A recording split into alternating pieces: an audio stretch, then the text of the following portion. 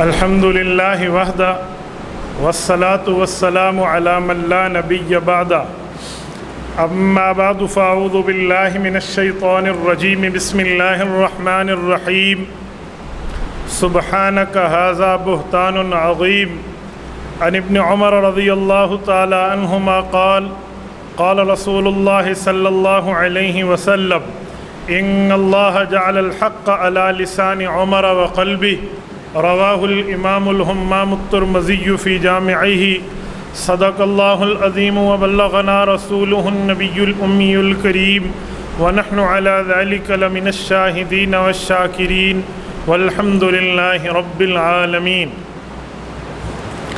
معزز دوستو، یکم محرم الحرام سن 1442 ہجری ہے۔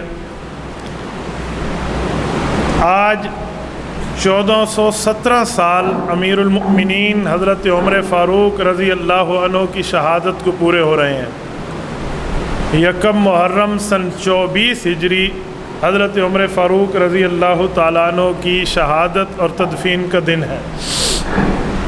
میرے دوستو، شہادت فاروق اعظم کے حوالے سے میں آپ کی خدمت میں 2-4 پوائنٹ عرض کروں گا۔ توجہ میری طرف رکھنا اور میری آنکھوں میں آنکھیں ڈال کر بات سننا۔ میں نے انشاءاللہ آپ کا وقت ضائع نہیں ہونے دینا۔ میں گزشتہ کل کراچی سے پہنچا ہوں سفر سے، صرف اسی وجہ سے کہ میں جمعۃ المبارک میں حضرت عمر فاروق رضی اللہ عنہ کے حوالے سے کچھ عرض کر پاؤں، ورنہ شاید میری جگہ آج کوئی اور دوست جمعہ پڑھاتے۔ 10 سال 6 مہینے 10 دن حضرت عمر فاروق رضی اللہ تعالی عنہ کی خلافت کے ایام ہیں۔ حضرت ابوبکر صدیق رضی اللہ تعالی عنہ کے بعد حضرت عمر فاروق رضی اللہ تعالی عنہ ملت اسلامیہ کے امیر المؤمنین، قائد، سلطان، رہبر، لیڈر بنتے ہیں۔ امیر المؤمنین عمر فاروق رضی اللہ تعالی عنہ نے یہ 10 سال اتنی پرامن، اتنی پر زبردست اور پرسکون زندگی کے ساتھ مسلمانوں کو یہ خلافت کا زمانہ دیا ہے جس کی مثال رہتی دنیا میں نہیں ملتی۔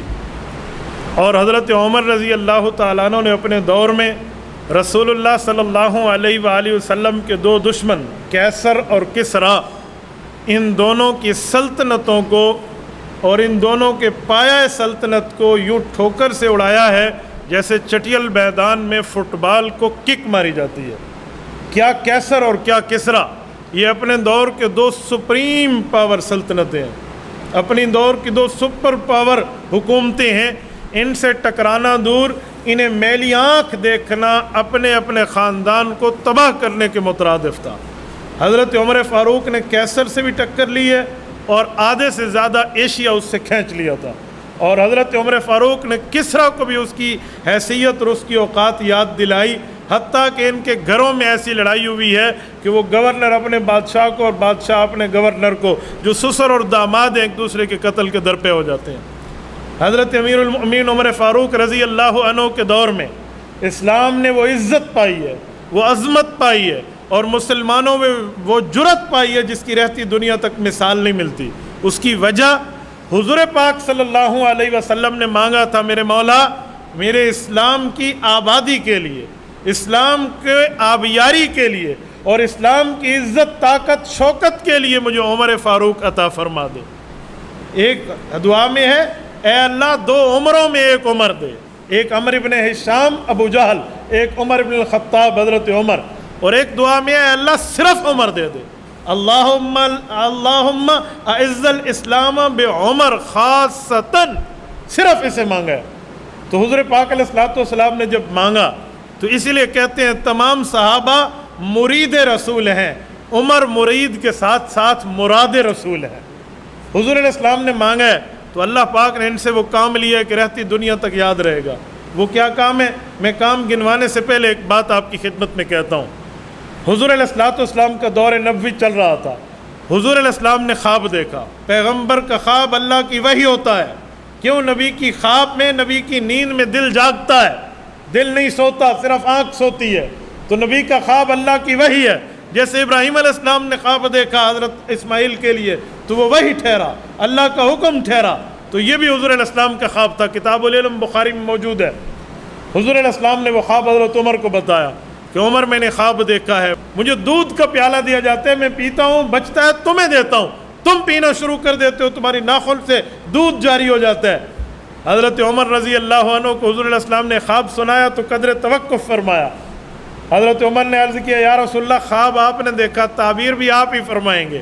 حضور نے فرمایا اس کی تعبیر دین اور علم ہے، یعنی جیسے اللہ دین اور علم میرے ذریعے پورا کر رہا ہے، جو بقیہ ہوگا وہ تیرے ذریعے پورا ہوگا۔ تو حضرت عمر نے کیسر و کسریٰ کو اپنے پاؤں کی ٹھوکر پہ رکھا، اور اس دور میں اسلام نے وہ عزت پائی ہے جس عزت کا تصور عام دنیا میں نہیں کیا جا سکتا۔ کیوں؟ حضور نے عرض کیا تھا میرے مولا اللہ کو، اللہ کی خدمت میں عرض کیا تھا میرے مولا عمر فاروق کی وجہ سے اسلام کو عزت دے دے۔ حضرت عمر فاروق رضی اللہ تعالیٰ عنہ نے یہ وہ دن گزارے ہیں جن کو گولڈن ڈیز کہا جائے گا، روشن دن اور رات۔ سیدنا عمر رضی اللہ تعالیٰ کے دور میں ایسے ایسے اتفاقی فیصلے ہوئے صحابہ کرام کے کہ اس کی مثالیں نہیں ملتی۔ میں ایک بات عرض کرتا ہوں، حضرت عمر رضی اللہ تعالیٰ نے قانون بنایا ہے، بچہ پیدا ہوگا اور اس کی پیدائش پر حکومت بیت المال سے مسلمانوں کو اور اس بچے کو بھی وظیفہ دے گی جس کے گھر میں بچہ پیدا ہوگا۔ لا آف عمر کے نام سے آج سوئٹزرلینڈ میں یہ نافذ ہے، وہ لے گئے ہیں، ہماری آنکھیں بند ہیں۔ سیدنا عمر فاروق رضی اللہ تعالیٰ عنہ کے دور میں انصاف کا یہ عالم ہے۔ جنگ قادسیہ میں حضرت سعد بن ابی وقاص رضی اللہ تعالیٰ عنہ کمانڈر ان چیف ہیں۔ حضرت سعد بن ابی وقاص رضی اللہ تعالیٰ عنہ نے ایک صحابی کو آگے حالات کی اطلاع کے لیے بھیجا تو کسریٰ کے فوجیوں نے اسے پکڑ لیا اور وہ بادشاہ کے دربار میں لائے تو اس نے صحابی رسول کو دیکھ کر کہا کہ ہم نے تو اپنے گورنروں کو تمہارے دماغ کی درستگی کے لیے رکھا تھا، تم مجھ تک پہنچائے، میں تمہارے منہ تمہارے سر میں خاک ڈالوں گا۔ پھر ایک مٹی کا ٹوکرا بھرا اور اس صحابی کے سر پہ رکھا، اسے کہا جا اپنے کمانڈر کو بتا دے۔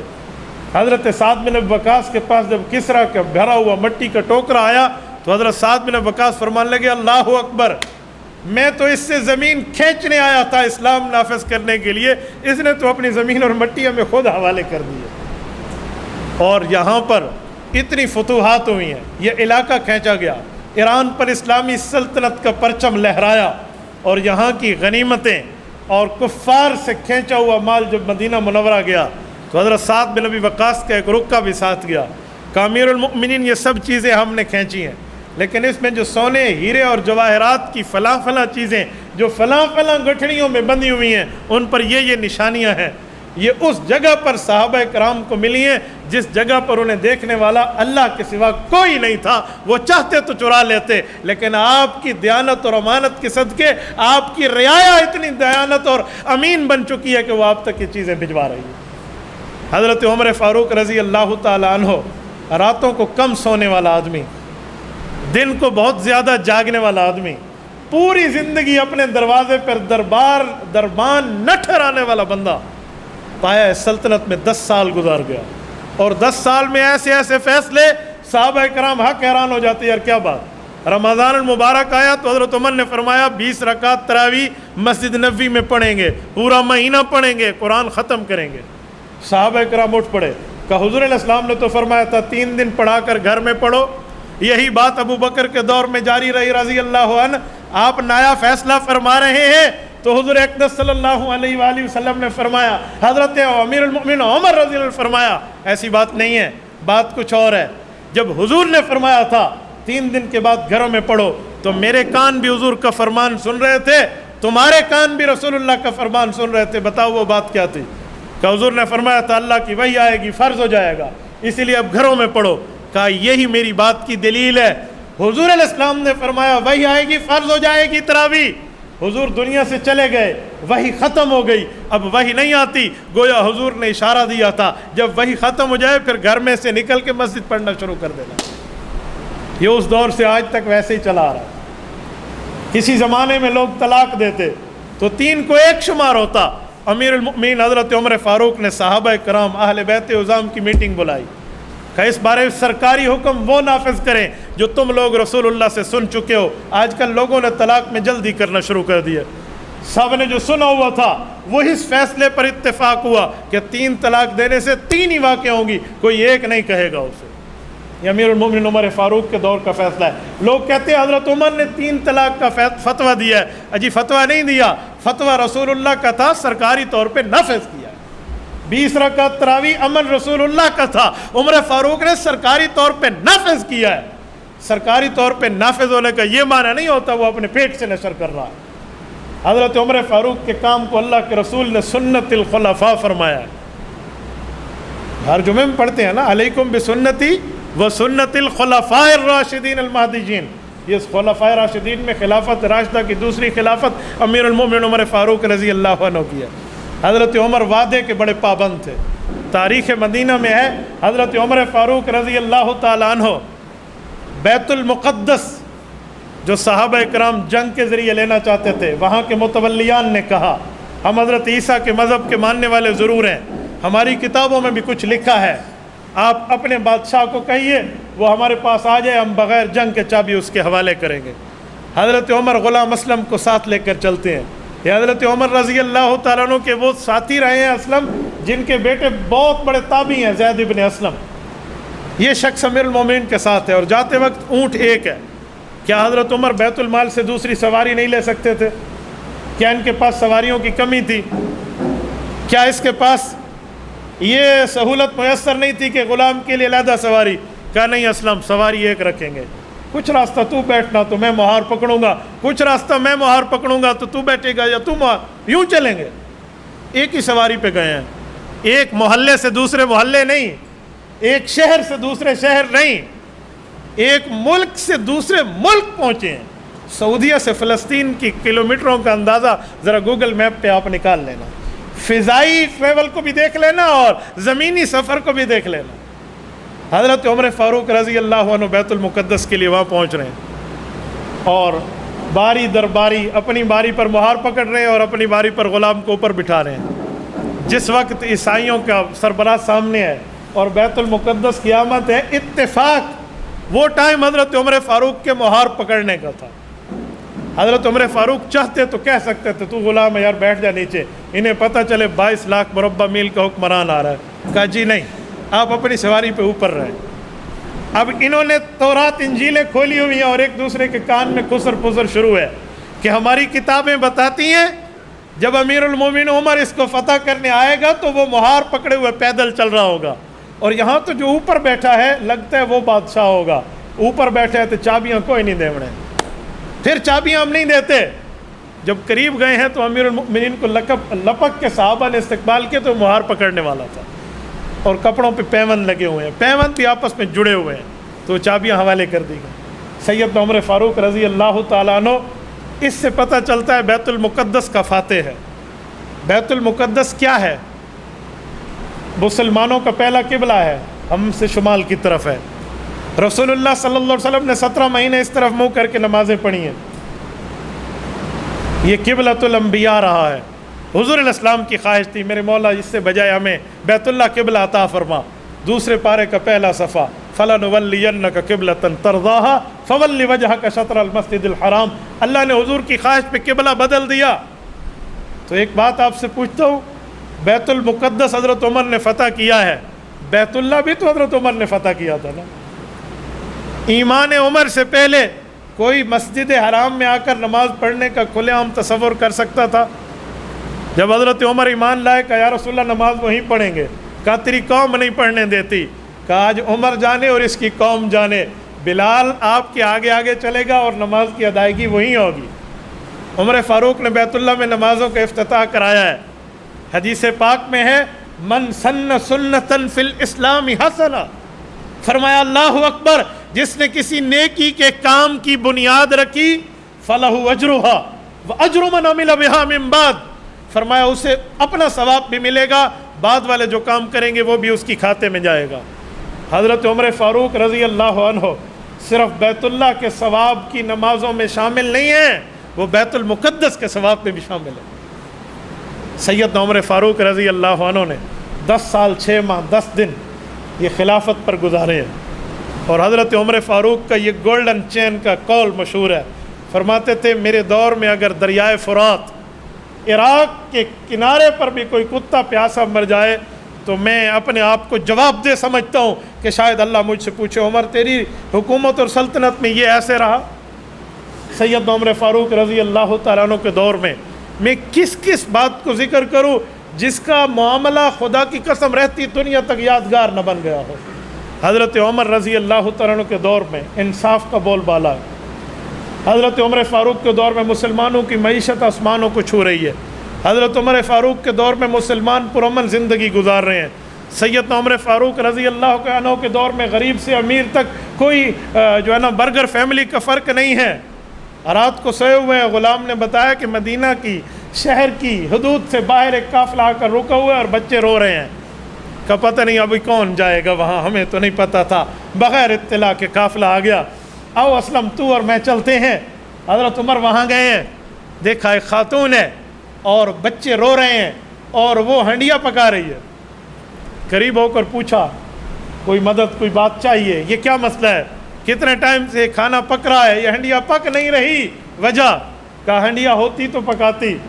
کہا چولہے میں کیا ہے؟ کہا یہ آگ ہے اور اوپر دیگچی میں پانی ہے، یوں چمچ کو ہلا رہی ہوں، بچے اس بہلا سے ہلا کر سلا دوں گے۔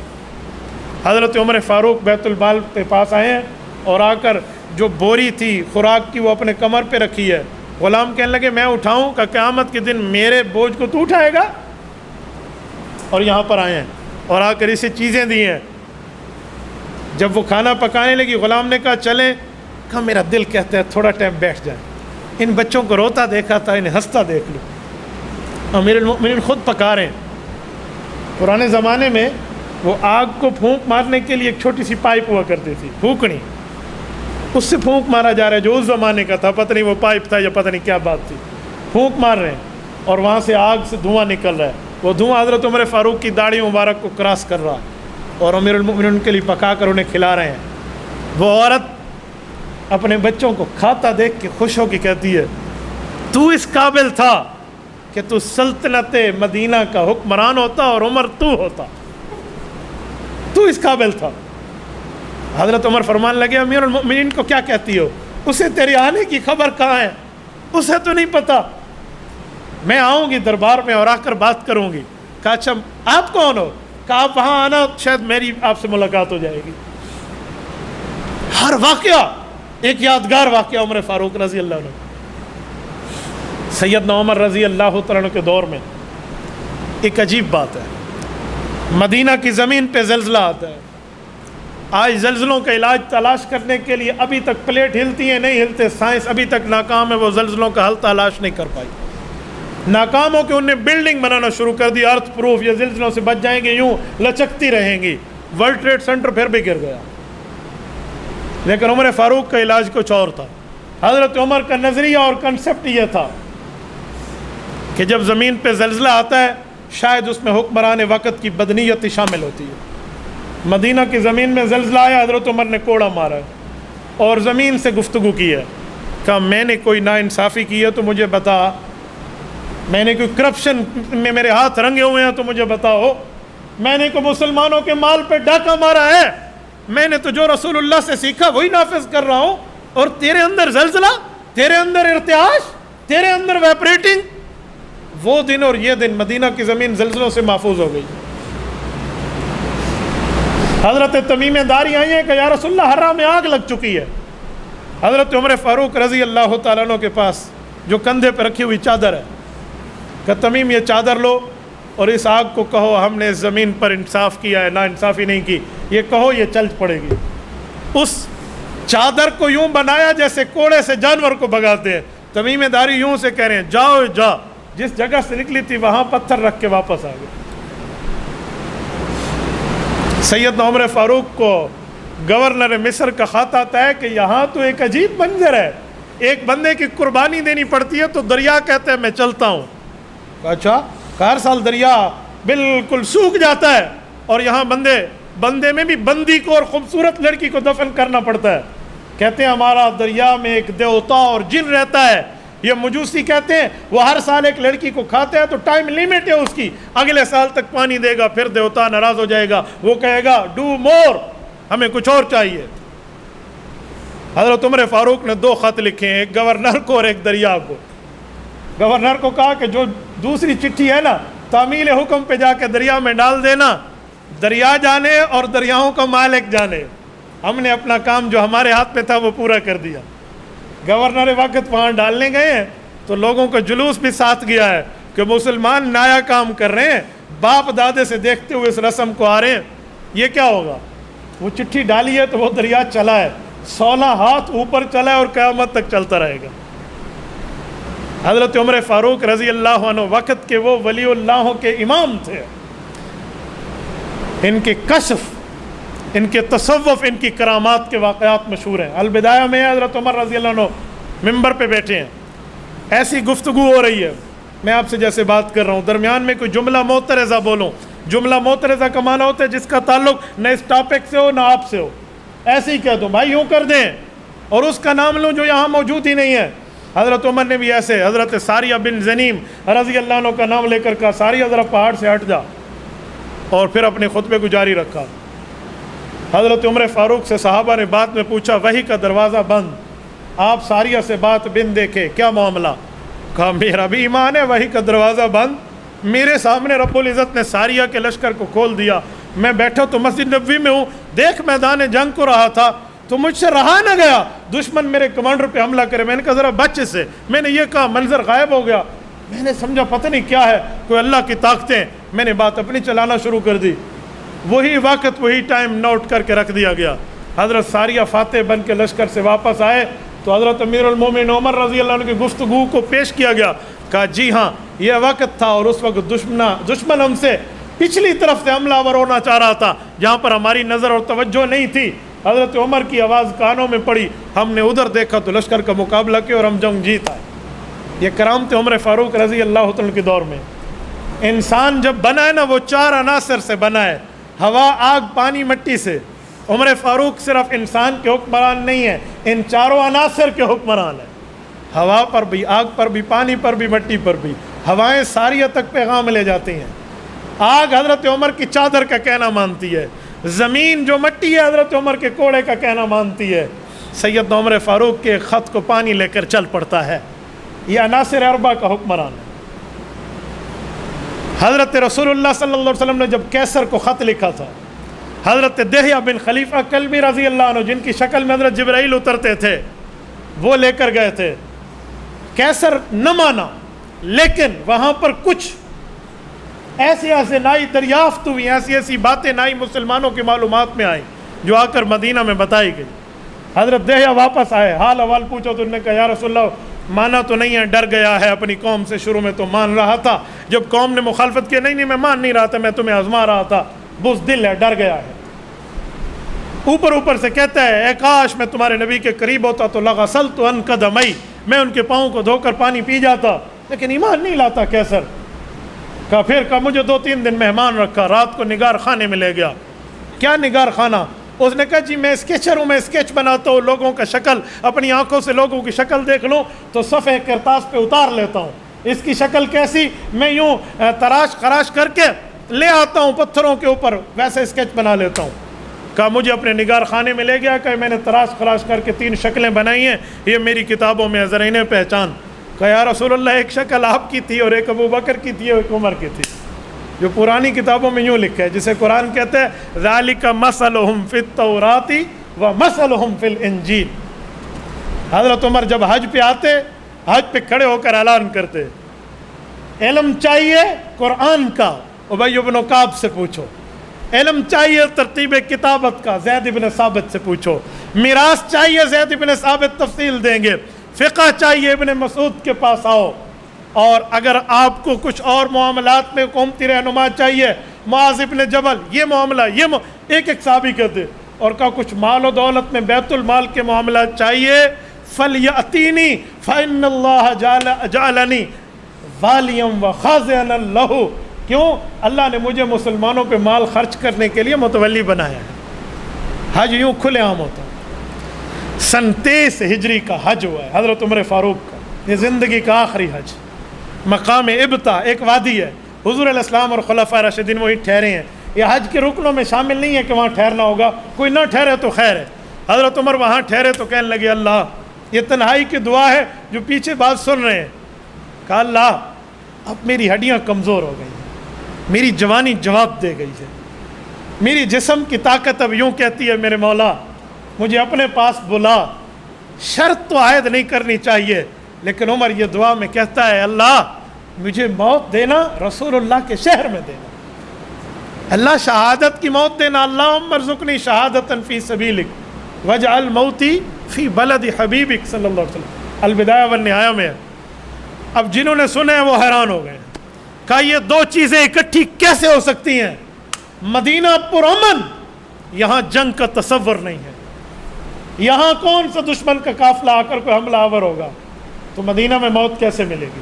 اور اگر شہادت چاہیے تو میدان کارزار پہ پورے صحابہ نے مل کے امیر المؤمنین پہ پابندی لگائی ہے کہ آپ لڑنے نہیں جاؤ گے، آپ قافلے بھیجیں گے، اگر آپ بھی لڑنے گئے تو یہاں سربراہی کون کرے گا؟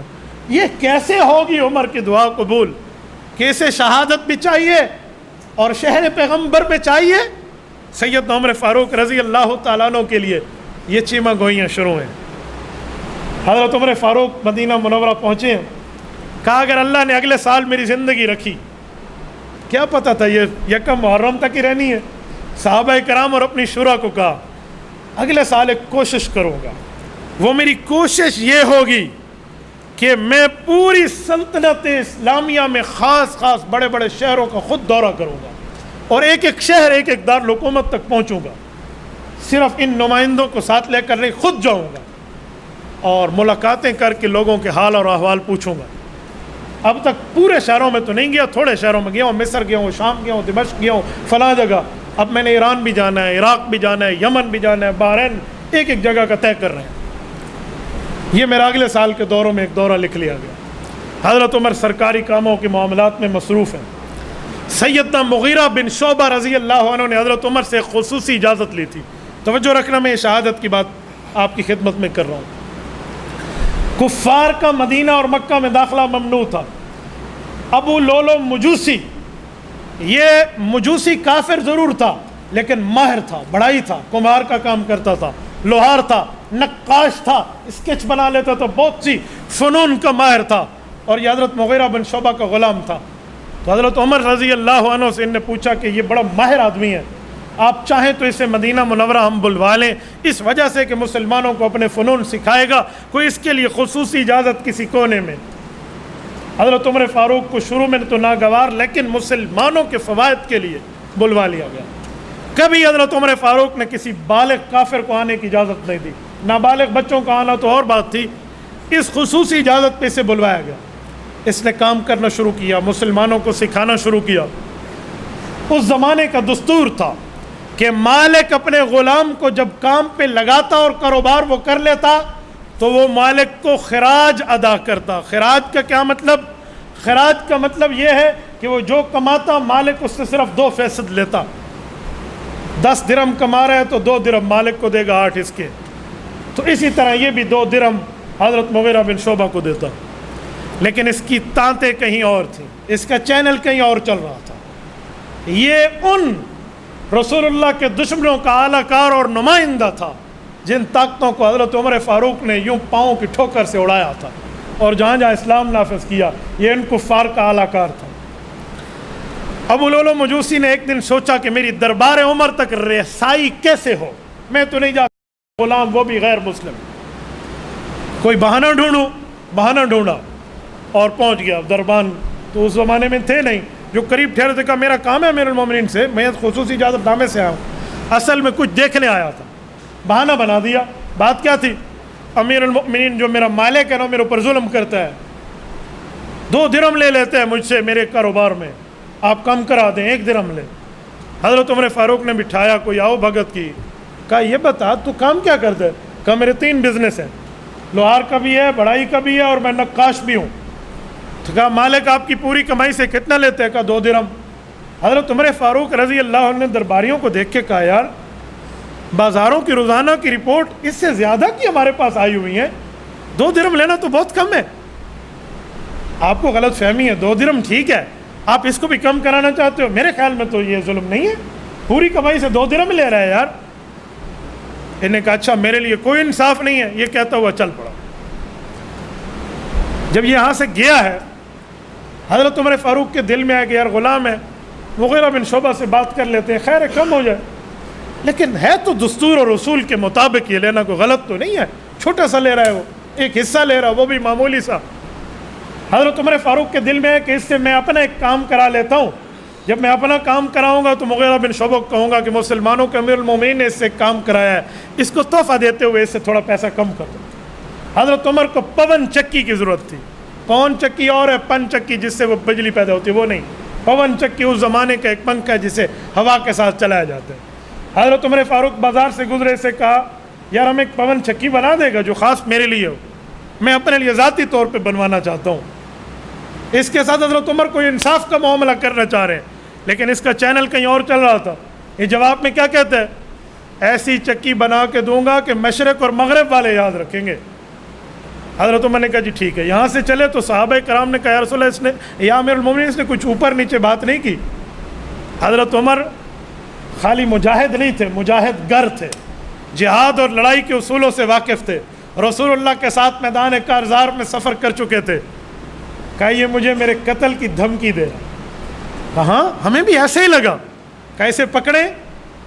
کہا یار بغیر کسی ثبوت کے کسی بندے کو پکڑنا، وہ غیر مسلم ہے اور غلام ہے تو پکڑ لو، عدل عمر کہاں جائے گا، انصاف کہاں جائے گا؟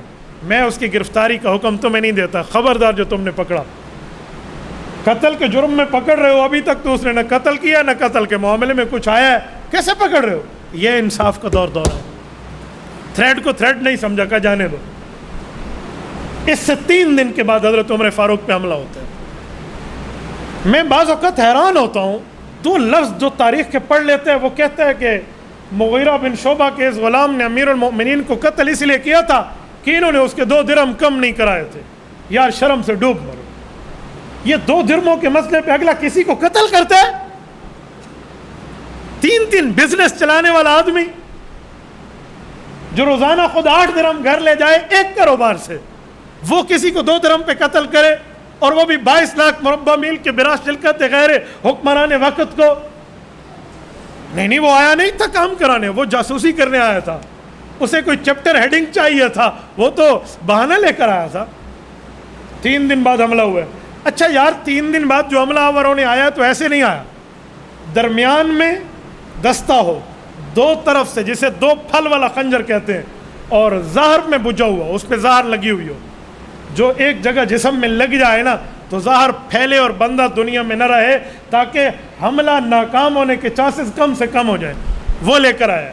عین نماز میں آیا ہے، مسجد میں گھسا ہے، صبح نماز کے وقت گھسا ہے، اور پھر اتنا ماہر ہے کہ اپنے بچاؤ کے لیے 13 بندوں کو زخمی کیا، جن میں سے 9 شہید ہو گئے۔ یار یہ سارا کام صرف 2 درہم پہ تھا، انصاف کا خون نہ ہو گیا ہو کہیں تو۔ حضرت عمر فاروق رضی اللہ عنہ صبح کی نماز میں مسجد آتے ہیں، اللہ اکبر، اتنی پھرتی سے اس بندے نے کام کیا جو صف میں چھپا ہوا ہے کہ حضرت عمر فاروق پہ اس نے ایک روایت میں 9 ہے، ایک روایت میں 6 وار ہے، پیٹ میں یوں کاٹ کے رکھ دیا تھا۔ جب حضرت عمر فاروق کو حکیم نے دوائی کے طور پہ دودھ میں دوائی ملا کر پلائی تو وہ سب ہاتھوں سے نکل آئی، اس نے 6 وار کیے۔ سیدنا عمر فاروق رضی اللہ نماز میں ہے، دشمن جانتا تھا کہ عمر کا عام حالت میں سامنا کرنا ہمارے بس کی بات نہیں ہے، اسی لیے وہ کمر پیچھے آیا اور نماز میں آیا۔ حضرت عمر فاروق کو جماعت کی نماز کا کتنا خیال، عبد الرحمن بن عوف رضی اللہ عنہ، عشرہ مبشرہ جیسے بندے کا ہاتھ پکڑا اور آگے نماز میں کھڑا کر دیا۔ یہ اتنی پھرتی میں اس نے کام کیا کہ پچھلی صف والے صحابہ کو پتہ نہ چل سکا، وہ سبحان اللہ کہہ کر حضرت عمر کو قرات بھولنے کا لقمہ دے رہے ہیں۔ وہ کہتے ہیں ہم بڑے حیران ہوئے، اللہ اکبر امیر المؤمنین نے کیا اور قرات عبد الرحمن بن عوف کر رہے ہیں، لیکن نماز کا معاملہ تھا، چلنے دیا۔ اس نے وہاں سے نکلا، حضرت عبد الرحمن بن عوف تو نکل آئے تھے، صف میں کچھ خلل آ گیا تھا، فاصلہ آ گیا تھا، ایک صحابی نے بڑھ کے فاصلہ پورا کیا ہے، اس نے اسے خنجر مارا ہے، ایک کو گرایا پھر دوسرے کو مارا ہے۔ صف صحابہ کی مضبوط ہے، اگلی صف کراس نہیں کر سکتا، 13 مسلمان زخمی ہو کر گرے ہیں، جن میں سے 9 کی شہادت حضرت عمر سے پہلے ہوئی ہے. یہ صرف 2 درہم کا مسئلہ تھا, یہ اسی کے مسئلے پہ ہوا ہے. یہ کیسا دیانت کا خون کرنے والا الزام ہے یار. آخر جب اس نے دیکھا نا کہ میں یہاں سے نہیں نکل سکتا, اس نے اپنے آپ کے اوپر وہ خنجر مار کے خود کو وہاں قتل کر دیا, تاکہ قتل کی اس کا معاملات کا سراغ ہی نہ نکل سکے کہ بات ہوئی کیا تھی. اس نے خود کو وہاں امیر المؤمنین کو زخمی حالت میں حضرت عمر فاروق ٹیک لگاتے ہیں مسجد نبوی کی دیوار کے ساتھ. جب نماز ختم ہوتی ہے, حضرت رسول اللہ کے چچے حضرت عباس کے بیٹے ابن عباس رضی اللہ عنہ کو حضرت عمر نے فرمایا, عبداللہ بن عباس ذرا دیکھو مجھے مارنے والا کلمہ گو تو نہیں ہے. جب دیکھا گیا کہا وہ تو مجوسی ہے. کہا میرا اللہ تیرا شکر ہے تو نے میرا خون کسی کلمہ گو کے ہاتھ پہ نہیں لکھا تھا. قاتل ہی مر گیا تو کیا ہوتا. حضرت عمر کو گھر لایا گیا. میں پڑھتا ہوں نا تاریخ کے اوراق اور صحابہ کی باتیں, اللہ کی قسم دل رونگٹے کھڑے ہو جاتے ہیں. حضرت عمر کے بیٹے عبداللہ بن عمر رضی اللہ عنہ تیمارداری میں ساتھ ہیں, دوائیوں میں حکیم کو بلایا ہوا ہے, لیکن ایک بات حضرت عمر کو اس زخمی حالت میں بار بار کہہ رہے ہیں, ابو آپ کی صبح کی نماز قضا نہ ہو جائے, ابو آپ کی صبح کی نماز قضا نہ ہو جائے. یہ حالت آج ہم عمر فاروق کا نام لیتے ہیں اور ہمیں نماز کی فکر نہیں ہے. حضرت حسین ابن علی رضی اللہ تعالیٰ عنہ کا نام لیتے ہیں, انہوں نے میدان کربلا میں بھی نماز نہیں چھوڑی, ہمیں نماز کی فکر نہیں. 3 بار حضرت عمر کو تیمم کرایا گیا ہے, لیکن وہ نماز نہیں پڑھ سکتے, وہ گر جاتے ہیں. جب خون جاری ہو نا تو وضو ٹوٹتا نہیں ہے, بس ایک بار تیمم کراؤ وقت تک چلتا ہے, اگلے وقت میں پھر وضو کرے گا یا تیمم ہوگا. یہ جاری خون کے ایمرجنسی اور اضطرار کا مسئلہ کچھ اور ہے. 3 بار تیمم کرائے گا لیکن نہیں ہو سکتا. طبیب بلائے گئے ہیں, وہ دوائی پلاتے ہیں تو ہاتھوں سے نکل جاتے ہیں. وہ زمانہ کوئی یوں جدید ٹیکنالوجی کا تو نہیں ہے کہ ہاتھوں کو جوڑ لیا. حضرت عمر فاروق فرمان لگے یہ میرا آخرت کا وقت ہے, بیٹا ذرا میں نے کس کس کا قرضہ دینا ہے اس کا حساب لگاؤ. عبداللہ بن عمر حضرت عمر فاروق کا وہ رجسٹر لائے جو قرضہ جس سے لیتے تھے لکھ لیتے تھے. 86,000 درہم حضرت عمر فاروق پہ قرضہ تھے. اس کے اتارنے کی ترتیب بنائی, وصیتیں شروع فرمائی مسلمانوں کو, اور وصیتیں دے دے کر حضرت عمر فاروق رضی اللہ تعالیٰ عنہ فرمانے لگے ذرا اماں جان عائشہ کے پاس جاؤ, اور انہیں کہو اگر آپ اجازت دیتے تو میں اپنے پیش رو حضرت ابوبکر اور اپنے پیغمبر رسول اللہ کے ساتھ اسی روضے میں اسی جگہ دفن ہونا چاہتا ہوں. حضرت اماں جان کے پاس حضرت عبداللہ بن عمر باپ کی فرمائش لے کر گئے. کہا یہ جگہ تو میں نے اپنے لیے رکھی ہوئی تھی, ایک میرے خاوند ہے ایک میرے والد ہے. عمر کو اپنی ذات پہ عائشہ ترجیح دیتی ہے, انہیں کہو میں تمہیں اجازت دیتی. واپس آ کر بتایا, دیانت دیکھیں حضرت عمر کی. کہا بیٹا ایک بات یاد رکھنا, زندگی اور ہوتی ہے, وفات کے بعد کے معاملات اور ہوتے ہیں. ایک بار اس وعدے کی کنفرمیشن کرنا میری شہادت کے بعد, شاید انہوں نے زندگی میں میرا حیا کیا ہو, ایک بار کنفرمیشن کرنا. کہا جی ٹھیک ہے. کہا میرے سر کے نیچے سے سرانہ نکال لو. سرانہ نکالا اور اللہ سے عرض کرنے لگے اللہ میں نے تو اپنی زندگی میں کوئی غلط معاملہ نہیں کیا, میں نے رسول اللہ کے ہاتھ میں ہاتھ دے کر جو بیعت کی تھی اللہ وہ باتیں جہاں تک پوری کر سکتا تھا میں نے اپنی کوشش پوری کی ہے. اب تیرے دربار میں آنے کا وقت ہے, تو ہی رحم کر دے. ایک صحابی نے عرض کیا امیر المؤمنین آپ کیا کہہ رہے ہیں, آپ تو بڑے نیک حضور کے ساتھ اور کیا باتیں کر رہے ہیں. کہا چھوڑ دے مجھے, یہ میرے اور میرے رب کی باتیں ہیں. اس وقت بھی اپنی تعریف کو قبول نہیں کیا. حضرت عمر رضی اللہ عنہ نے فرمایا اپنے بعد 6 بندوں کو نامزد کر کے جا رہا ہوں, مسلمانوں کی جماعت جس پر چاہے اتفاق کر لے. عثمان, علی, طلحہ, زبیر, عبد الرحمن بن عوف رضی اللہ عنہ, یہ بندے دیکھ کر جا رہا ہوں حضرت عمر نے, اور سعد رضی اللہ عنہم, یہ سارے ان میں سے جس پر اتفاق کر لو. 3 یا 4 دن حضرت عمر زخمی رہے ہیں. یہ 27 ذوالحجہ کی بات ہے. یکم محرم والے دن شہادت بھی ہوئی ہے اور حضرت عمر فاروق کی تدفین بھی ہوئی ہے. میں یہاں پر بعض اوقات حیران ہو جاتا ہوں, کچھ لوگوں کو خام خواہش ہے کوئی سوالات اٹھانے کی عادت ہے. میں آج بھی 2 بندوں سے سن رہا تھا, مجھے واٹس ایپ پہ بھی ایک دوست نے بھیجا کہ حضرت عمر کی شہادت 26 ذوالحجہ کو ہے, محرم میں نہیں ہے. کیوں نہیں ہے بھائی, کس نے کہا؟ کیسی بات ہے؟ کوئی ثبوت نہیں ہے۔ میں نے کہا امام ابن کثیر لکھتے ہیں 27 ذوالحجہ کو وار ہوا ہے، 3 دن بیمار رہنے کے بعد فوت ہوئے ہیں، وہ مہینہ 29 کا ہے، بدھ والے دن وار لگا ہے، ہفتے کے دن جو آج آ کر شہید ہوتے ہیں، پھر اگلے دن تدفین ہو رہی ہے یکم محرم کو، جب شہادت ہوئی اسی دن تدفین ہوئی شام سے پہلے پہلے۔ کون سا دن بنتا ہے؟ کون سا دن؟ 27 28 29 3 دن بیمار رہے، 29 کا مہینہ پھر یکم ہی ہے۔ ابن کثیر کی یہ آپ کو حوالہ جات نظر نہیں آتے؟ کا ایک روایت اور بھی لکھی ہوئی ہے۔ میں نے کہا کسی مسئلے پر 5 روایتیں ہو جائیں تو اس کا کیا معنی ہے؟ اس واقعہ کا انکار کر دو۔ رسول اللہ صلی اللہ علیہ وسلم کب پیدا ہوئے ہیں؟ کہنے لگا جی 8 ربیع الاول۔ میں نے کہا اور روایت؟ جی 7 ربیع الاول۔ اور روایت؟ جی 12 ربیع الاول۔ شیخ مولانا عبد القادر جیلانی رحمہ اللہ لکھتے ہیں جی 10 محرم کو پیدا ہوئے ہیں، غنیۃ الطالبین میں ہے۔ اس پر اتنا اختلاف ہے، کبھی رسول اللہ کی پیدائش پہ اختلاف کر کے یہ کہا ہے کہ یوں ہو گیا یوں ہو گیا؟ یار ایک مسئلے پہ 2-3 روایتیں آ گئی ہے، اس میں دیکھا جائے گا جس روایت نے شہرت پائی ہے اس پر کتنے حضرات موجود ہیں۔ تو یہاں بھی شہرت دیکھ لیتے، یکم محرم پہ مشہور قول ہے، اس پر اعتراض کون سا ہے؟ اشکال کیا ہے؟ نہیں یہ جھوٹ ہے، اس پر یا یہ آ جاتا ہے۔ میں نے کہا اچھا انبیاء کی تعداد کتنی ہے؟ 1,24,000 کم و بیش۔ میں نے کہا کم و بیش کا ترجمہ آتا ہے یا خالی لفظ بولنا ہی سیکھا ہوا ہے؟ کم و بیش کم و بیش، کم کہتے ہیں تھوڑے کو، بیش کہتے ہیں زیادہ کو۔ کم و بیش یا اس سے تھوڑے ہیں یا اس سے زیادہ ہے، تو پھر اس کا معنی انبیاء نہیں ہے؟ کم و بیش جو کہا گیا روایتوں کا فرق آ گیا۔ کوئی سادے بندے انہوں نے کوئی دن مقرر کر کے اس دن کوئی خاص اعمال تھوڑے کرنے تھے؟ یہ اس طرح تاریخوں کو متعین کر کے یاد رکھنے کے دن تھوڑے تھے؟ خود حضرت عمر فاروق کے عمر میں بھی اختلاف ہے کہ ان کی عمر کتنی تھی۔ مشہور ہے 63 کا قول ہے، 63 سال تھی۔ حضرت حافظ ابن حجر اسقلانی لکھتے ہیں کہ حضرت عمر خود بتاتے تھے کہ میں 57-58 سال کا ہوں شہادت سے کچھ دنوں پہلے۔ تو خود بندہ زیادہ جانتے ہیں، تو 63 کا قول بھی ہے اور 57 کا بھی ہے، ان 2 قول آ گیا، لہٰذا کیا تو حضرت عمر تھے ہی نہیں، نعوذ باللہ۔ یہ کیسی باتیں آپ نے شروع کر دی ہیں؟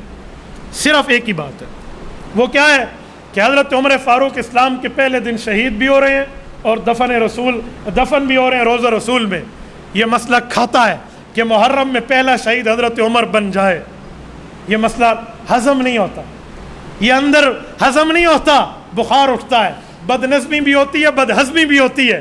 مسئلہ یہ ہے، یہ رتبہ بلند ملا جس کو بھی مل گیا، ہر مدعی کے واسطے دار و رسن کہاں، دنیا عدالت میں تیرا نام رہے گا، فاروق تیرے نام سے اسلام رہے گا۔ حضرت عمر تو وہ ہے جس کو دیکھ کے شیطان بھی راستہ چھوڑ جاتا تھا۔ شیطان کی اولاد آج بھی حضرت عمر فاروق کے خلاف کیڑے نکالنے کے چکر میں ہے۔ بھائی کوئی ثبوت نہیں ہے تو ثبوت تو میں نے ابن کثیر سے پیش کر دیا ہے، روایتیں اور ہیں تو اس کا جواب بھی میں نے دے دیا ہے۔ جس کو خواہ سے ایشو بنانا، آخر وجہ کیا ہے؟ کہتے ہیں جی محرم کی عظمت کو کم کرنے کے لیے سنیوں نے اس کو یکم محرم کہہ دیا۔ یہ آج سے سینکڑوں سال پہلے کی تاریخ پیش کر رہا ہوں، کیسی بات کر رہے ہو؟ محرم کی عظمت کس نے کہا کم ہوتی ہے؟ اور خدا کے بندے شہادتوں سے تو عظمتیں بڑا کرتی ہیں۔ شہید کی جو موت ہے وہ قوم کی حیات ہے، شہید کا جو خون ہے وہ قوم کی زکوٰۃ ہے۔ اگر ایک دوسری شہادت بھی محرم میں حضرت حسین کے ساتھ محرم کے دنوں میں شامل ہو جائے تو عظمت محرم کو مزید 4 چاند لگ جائیں۔ کون کہتا ہے؟ اور کہتے نہیں اس مہینے میں یوں کی۔ اور بھائی اسلام میں ایسا دن کوئی سا بھی نہیں گزرا سالوں میں جب کسی نہ کسی مسلمان کی شہادت کا دن نہ آیا۔